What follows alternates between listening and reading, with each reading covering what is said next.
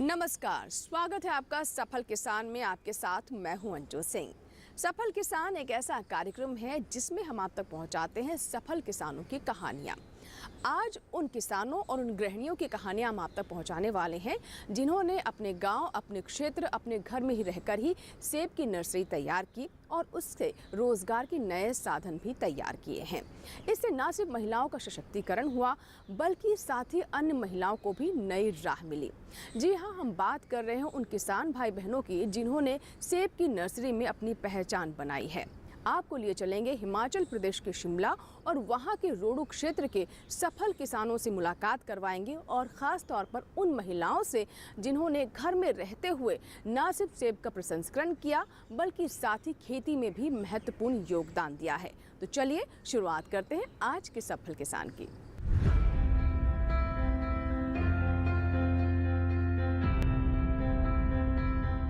सेब की खेती में पारंपरिक तौर पर किस्मों से बेहतर किस्मों में ज़्यादा अच्छा मुनाफा मिलता है, अच्छी पैदावार प्राप्त होती है।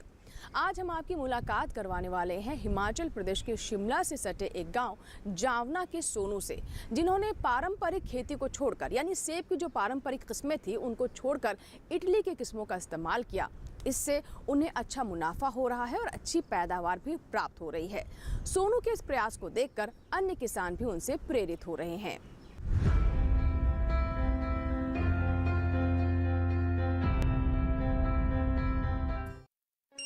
हिमाचल प्रदेश। जी हाँ, हिमाचल प्रदेश। कश्मीर के बाद सेब उत्पादन के लिए मशहूर हिमाचल प्रदेश। हिमाचल प्रदेश की सर्दी का असर राजधानी दिल्ली तक महसूस किया जा सकता है। हिमाचल प्रदेश के शिमला, धर्मशाला, किन्नौर आदि जिले दिल्ली वासियों की पसंदीदा जगह हैं। हिमाचल प्रदेश जहां अपनी संस्कृति के लिए विशेष स्थान रखता है, वहीं यहां का सेब अपनी एक अलग मिठास लिए रहता है। हिमाचल प्रदेश के अधिकांश क्षेत्र सेब उत्पादन के लिए मशहूर हैं। सेब उत्पादन के लिए मशहूर हिमाचल के किसान पारंपरिक सेब की जगह अब नई वैरायटी के सेब उत्पादन के लिए अच्छे पौधों को लगाकर बेहतर लाभ कमा रहे हैं। अच्छी गुणवत्ता वाले पौधों से सेब के अच्छे उत्पादन की संभावना को देखते हुए क्षेत्र में बेहतर किस्म के पौधों की मांग बढ़ी है।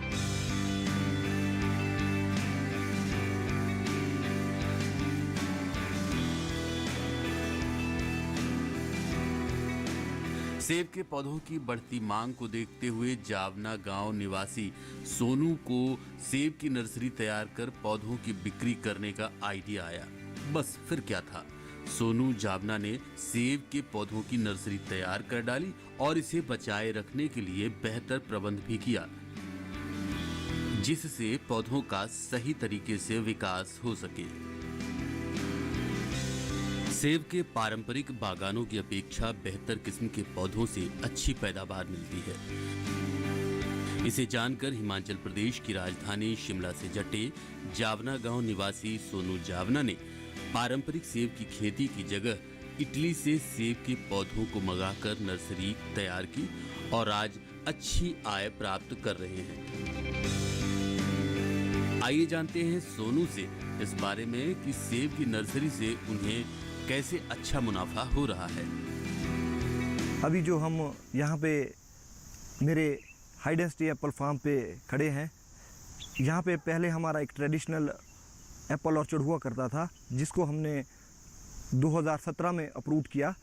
उसके बाद हमने एक ब्लॉक 2019 में लगाया, सबसे पहले एक साल जो हमने खाली रखा अपने ब्लॉक को। तो उसके बाद हमने जो अपना नेक्स्ट ब्लॉक यहीं पर 2020 में प्लांट किया। तो जो जैसे कि आप मेरे बैकग्राउंड में देख सकते हैं, यहाँ पर मेरे हाई डेंसिटी के 3800 प्लांट्स लगे हैं, तो जो कि हमने इटली से इंपोर्ट किए हैं। तो यहाँ पे हमारी बहुत सी वैरायटीज़ लगी हैं, कुछ एक वैरायटीज़ गाला की और कुछ एक स्टैंडर्ड डिलीशियस की लगी है। तो अभी ये हमारा एक ब्लॉक में सेकंड लीफ है और एक में थर्ड लीफ है, तो हमें एक अच्छी आय यहाँ पर मिल रही है। मैं आपको बताना चाहूँगा जो हमारा फार्म है, अभी इसमें रिसेंटली जो थर्ड लीफ में जो लगभग काफ़ी अच्छी इनकम हमें हुई है। और जो सेकेंड लीफ वाला है उससे भी हमें आउटपुट मिलना शुरू हो गया है। तो अभी जो मैं आपको बता दूं कि अभी हमें अच्छी रिटर्न मिलनी शुरू हो गई है, जो कि धीरे धीरे करके बढ़ती रहेगी। सेब के पौधों की नर्सरी से सोनू जावना को काफी फायदा हो रहा है। आज न केवल स्थानीय बल्कि दूसरे क्षेत्रों के सेब उत्पादक इनकी नर्सरी के पौधे खरीद रहे हैं। क्षेत्र के नवयुवकों के लिए इन्होंने एक आदर्श प्रस्तुत किया है कि कैसे बिना शहरी क्षेत्रों में पलायन किए अपने क्षेत्र में ही रोजगार उत्पन्न किया जा सकता है। सोनू स्थानीय लोगों के लिए एक प्रेरणा बन चुके हैं और दूसरों को अपने गांव में ही रहकर जीविका का सरल माध्यम बनाने का रास्ता दिखा रहे हैं।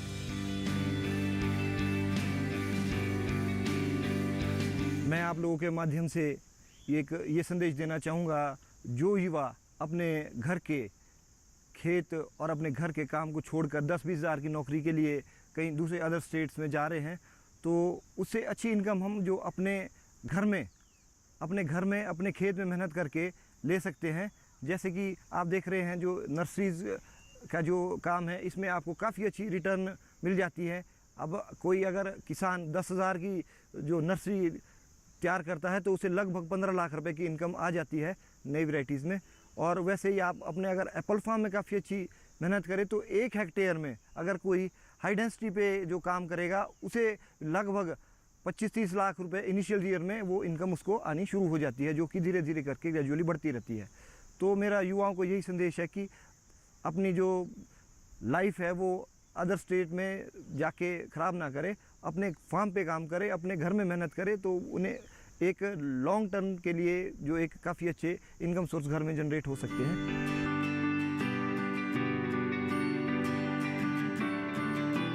कहावत है, आवश्यकता आविष्कार की जननी है। इस कहावत को चरितार्थ किया है शिमला के दल गांव की रहने वाली गृहिणी अनीता वास्टू ने। अनीता लंबे समय से बागवानी से जुड़ी हैं। इनका परिवार मुख्य रूप से सेब पर ही निर्भर है। सेब की अच्छी फसल प्राप्त करने के लिए अनीता ने भी सेब के पौधों की नर्सरी तैयार कर अच्छी गुणवत्ता वाले पौधों को तैयार करके बेचने का काम शुरू किया है, जिससे उन्हें बेहतर फायदा मिल रहा है। इनकी नर्सरी से तैयार सेब के पौधों की भारी मांग रहती है। नर्सरी तैयार करने में कृषि विज्ञान केंद्र के वैज्ञानिकों ने भी इनकी मदद की है, जिससे उन्हें अच्छा फायदा मिल रहा है। बागवानी हमारा एक मुख्य साधन है। हमारा सब कुछ सेब पर निर्भर करता है। अब कुछ हमारे थोड़े थोड़े प्लांट सूख रहे हैं कहीं बीच बीच में, तो हमने वहाँ सूखने की वहाँ से बाहर से पौधे तैयार किए, बाहर से पौधे मंगवाए थे, पर वो अच्छी गुणवत्ता के नहीं आए। फिर मैंने ये सोचा कि क्यों ना अब अपनी ही नर्सरी तैयार किए जाए, तो फिर मैंने अपनी नर्सरी तैयार की और फिर कुछ हमने मदर प्लांट तैयार किए हैं अपने बगीचे में, तो वहीं से ही कलम करके हमने नर्सरी कलम तैयार किया। अब हमने बगीचे में नई प्लांटेशन तैयार की है।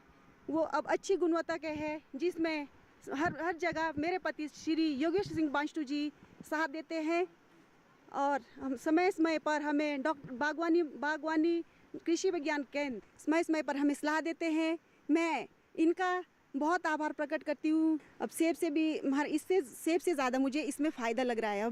अब जैसे पौधे अब कुछ सूख रहे हैं, उसमें हमने नए पौधे तैयार किए हैं। अब अच्छी गुणवत्ता के लग चुके हैं। अब अभी वो तैयार हो रहे हैं। अब इसमें हमने ज़्यादा ध्यान दिया है। अब इससे भी हमारे को अच्छा फ़ायदा है।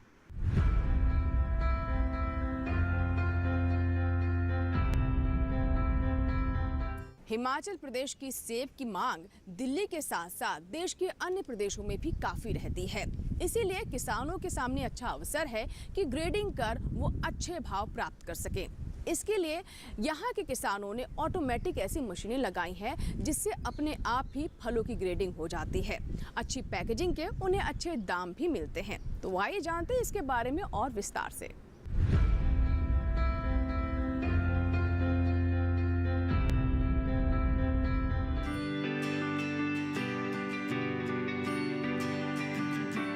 हिमाचल के सेब की देश में काफी मांग रहती है। दिल्ली सहित देश के दूसरे हिस्सों में यहाँ के जूसी और बेहतर आकार वाले सेब काफी पसंद किए जाते हैं। किसी भी फसल को ग्रेडिंग के आधार पर अलग अलग करके बेचने पर अच्छा मुनाफा भी होता है। इसे जानकर क्षेत्र के कई किसान सेब की ग्रेडिंग करके मार्केट में भेजते हैं, जिससे उन्हें अच्छा मुनाफा होता है।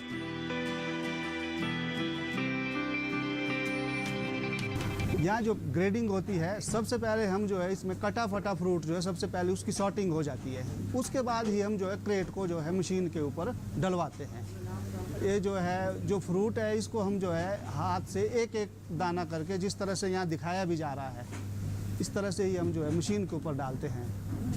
फिर उसके बाद जो ये इधर बीन्स में आता है, इसमें कोठलों में आ जाता है। उसके बाद जो है ये जो है हम इसको आगे टोकरियों में डाल देते हैं। फिर उसके बाद जो हम इसकी ढेरी लगाते हैं यहाँ पर, और ढेरी में जो है जब पैकिंग करने से पहले जो है जैसे ही पैकिंग शुरू हो जाएगी, गत्ता खुलेगा, गत्ते में जो है सबसे पहले हम कलर कोडिंग के हिसाब से ही इसमें पैकिंग होती है। तो इसमें A grade, B grade, C grade का जो ग्रेडिंग है वो जो है हम पहले ढेरी से ही जो है हमारा सॉर्टिंग हो जाता है। और उसके बाद जो हम 20 किलो की हम पेटी का यूज़ करते हैं, लेकिन इसमें जो है वेट तो हम 22, 25, 26, 27, 30 किलो तक जाता है। इसी पेटी का हम जो है इसमें यूज़ करते हैं। तो उसके बाद जब पेटी भर के जो है यहाँ ढेरी लग जाती है, और उसके बाद जो है इसको मार्केटिंग के लिए तैयार हो जाती है। पूरा लॉट जो भी होता है वो जो है मार्केटिंग के लिए तैयार हो जाता है। फिर हम जो है इसको सीधा दिल्ली गाड़ी में भेज देते हैं। जैसे शुरू में तो 2000 तक गया, 2100 तक गया, फिर बीच में स्लंप आ गया, वो तो फिर 1200-1300 तक भी गया, और आजकल 14, 15, 1600 तक जा रहा है।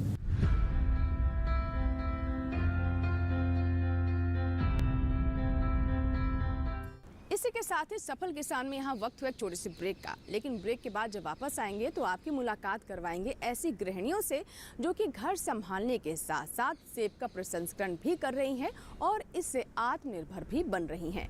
कहीं मत जाइएगा, देखते रहें सफल किसान।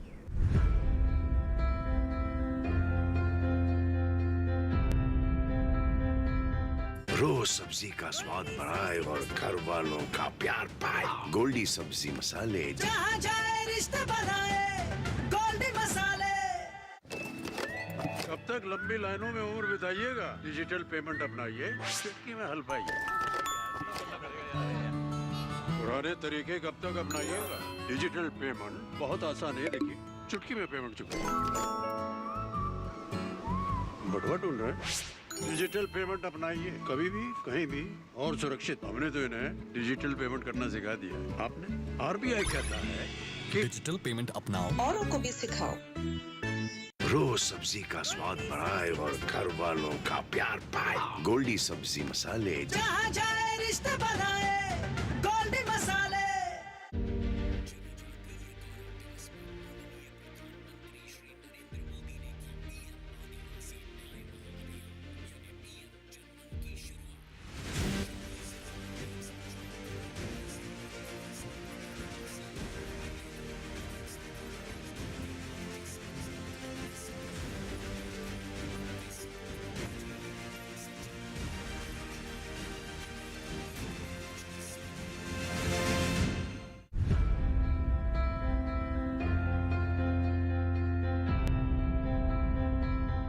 ब्रेक के बाद एक बार फिर आपका स्वागत है। आप देख रहे हैं सफल किसान।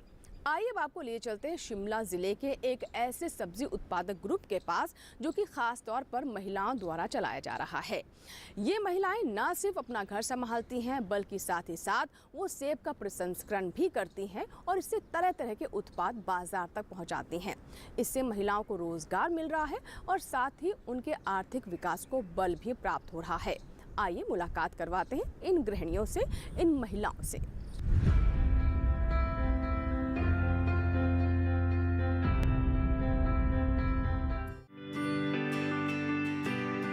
महिला सब्जी उत्पादक ग्रुप से जुड़कर सब्जी उत्पादन का काम कर रही 3 महिलाओं रानू शर्मा, संधरा और सिस्मा शर्मा ने मिलकर आरबीएस ब्रांड के सेब उत्पाद, जैम, चटनी आदि बनाकर सशक्त महिला होने का एक अनुकरणीय उदाहरण प्रस्तुत किया है।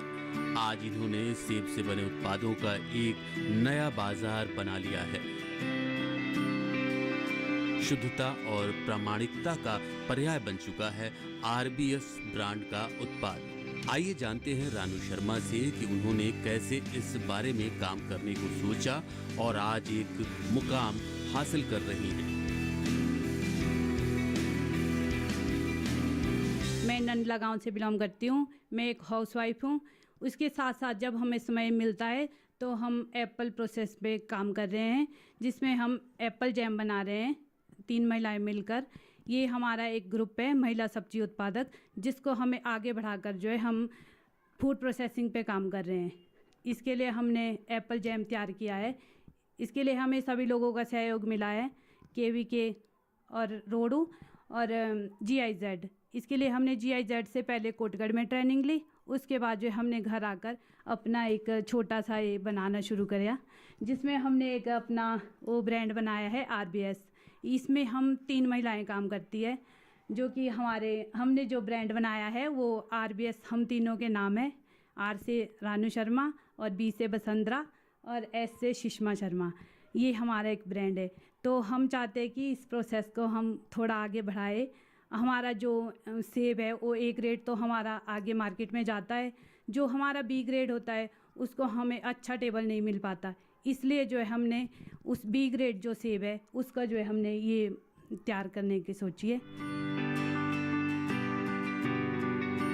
रानू शर्मा के साथ जुड़कर सुषमा भारद्वाज ने भी कृषि विज्ञान केंद्र रोहड़ू शिमला के लोगों की प्रेरणा से फूड प्रोसेसिंग का काम कर सेब के उत्पाद बनाकर अपने को सशक्त बनाने का काम किया है। ये अपने उत्पादों को तैयार करने में शुद्धता का पूरा ख्याल रखती हैं, जिससे उन्हें भरपूर फायदा भी मिलता है। तो आइए जानते हैं उन्हीं की जुबानी से कि कैसे इन्होंने इसे अपनाया और बढ़ाया। जैसे हम एप्पल जैम बनाते हैं उसकी हम ये थोड़ा सा मतलब विधि बताते हैं कैसे बनाते हैं। पहले हम एक बार सेब को लेते हैं, साफ़ सुथरे सेब साफ़ होने चाहिए, और उसको हम एक बार साफ़ पानी से धोते हैं। धोने के बाद उनको हम बीज अलग कर देते हैं। बीज अलग करने के बाद मोटे मोटे टुकड़ों में उनको हम काटते हैं। काटने के बाद टुकड़ों को हम प्रेशर में पकाते हैं। प्रेशर में पकने में जैसे प्रेशर में स्टीम आ जाती है तो 5 मिनट तक हम पकने देते हैं। उसके बाद प्रेशर को निकाल देते हैं, फिर ठंडा होने देते हैं। ठंडा होने के बाद हम टुकड़ों को, जो हमारा पका हुआ सेब है उसको हम निकाल देते हैं और छन्नी, एक स्टील की छन्नी लेते हैं, उसमें हम छान के छिलका अलग कर देते हैं और पल्प, उसका पल्प हम निकाल देते हैं, जो हमारा पल्प तैयार हो जाता है। उसके बाद हमारा जो पल्प है वो जैसे सेब है हमारा 1 किलो से 1.25 किलो सेब में हमारा 1 किलो पल्प निकल जाता है। अगर हमारा 1 किलो पल्प है उसके लिए जो सामग्री है, जैसे पल्प के लिए 1 किलो पल्प के लिए 1 किलो चीनी होनी चाहिए, सिट्रिक एसिड होना चाहिए, 5 ग्राम से सिट्रिक एसिड होना चाहिए। और उसके लिए अगर चलो वो तो एक फ्लेवर भी डाल सकते हैं, इसमें पेक्टिन भी होना चाहिए, कोई ज़रूरी तो नहीं है क्योंकि हमारा ओरिजिनल है सेब हमारा। क्योंकि हमारे पहाड़ की औरतें हम कोई ये नहीं करते, इसमें गड़बड़ प्योरिटी वाले होता है। फिर उसके बाद पल्प को हम पतीले में गैस के ऊपर पकाने के लिए लगाते हैं। पकाने साथ में हम चीनी उसमें डाल देते हैं और उसके बाद सिट्रिक एसिड डाल देते हैं। अब हम ये देखते हैं कि मतलब पकाने में हमारा जैम पक गया है कि नहीं पका। तो फिर हम पहले तो हम इसको शीशे का एक जार लेते थे, उसमें हम पानी डाल देते थे, फिर एक टुकड़ा उसमें डाल देते थे कि कड़छी से कहीं बन गया है कि नहीं बना, तैयार हुआ है। तो अगर तो वो टुकड़ा एकदम घुल जाता है तो सोचना कि अभी तैयार नहीं हुआ। अब तो हमने रिफैक्टोमीटर ले लिया है जिसका ब्रिक्स 65 से 68 होना चाहिए जैम का। तो फिर वो बिल्कुल तैयार हो गया हमारा जैम। 1 किलो पल्प में 1.5 किलो जैम निकलना चाहिए।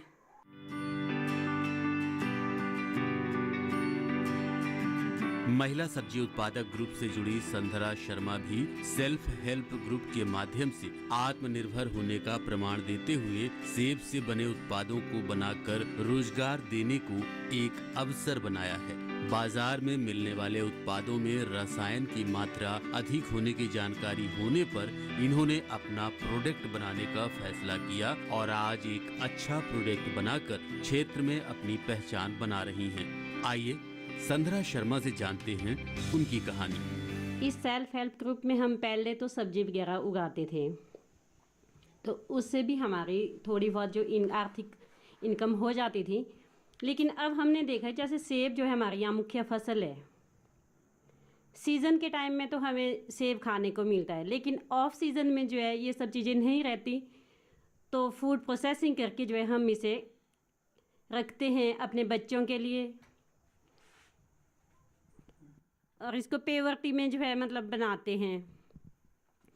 अब बाज़ार से जो हम केमिकल वाली आइटम ले रहे हैं, पैसा भी लग रहा है, केमिकल वाली आइटम भी ले रहे हैं, लेकिन हमने क्या सोचा कि भाई हमारे अपने बच्चों को, देश के बच्चों को कोई अच्छी चीज़ मिल जाए जो घर में बनी हो, अपनी शुद्धता के साथ बनी हो। तो मैंने कहा एप्पल प्रोसेसिंग पे जो है काम करते हैं। फिर इसमें जो हम जैम, चटनी, ये सब चीज़ें बनाते हैं, क्योंकि जैम भी बच्चों को बहुत ज़्यादा पसंद है, हर घर में बच्चे खाते हैं। तो हमने सोचा ये जो है कमाई के लिए भी अच्छी बात है और बच्चों के स्वास्थ्य के लिए भी अच्छी बात है।